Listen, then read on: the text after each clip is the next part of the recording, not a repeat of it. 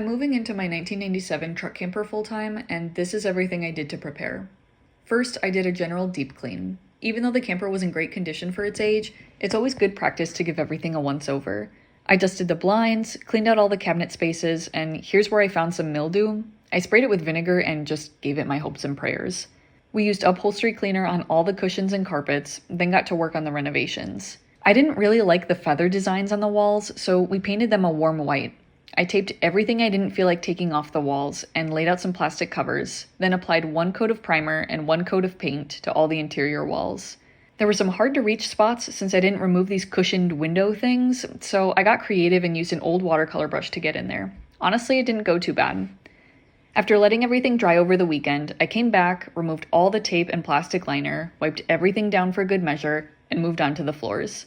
The original flooring was a cream linoleum that started bubbling up and turned yellow in some spots, so it had to go. We took out the trim, pulled up the floor, and used it as a stencil for some new linoleum that we got from Menards. We just went for the most budget-friendly option since we were adding peel and stick tiles to the top of the linoleum anyway.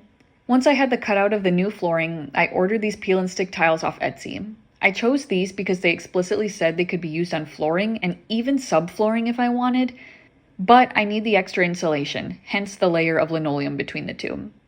I planned out where all the tiles would go and then started applying them to the linoleum by following the directions on the packaging.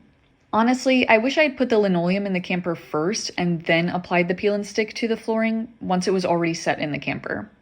I did all of this in my house because I wanted more room to work, but between loading, unloading, and setting the floor in place, some of the stickers came undone and didn't really look right. They were a lot thinner than I was expecting, so I definitely should have done this once the linoleum was set in place for good.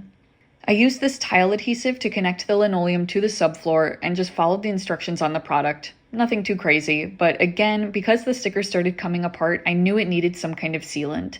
The company recommended this specific polyurethane coat, so I got it from Menards and applied 3 coats of it over the course of a week. Then we got some PVC round molding trim to finish up the floor. We cut it using the saw thingy we got from Menards.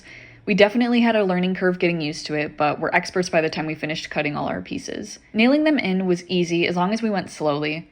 Everything in the camper was a little thinner than what you'd see in a house, so you do worry about putting a nail through a wall in a spot where it shouldn't be.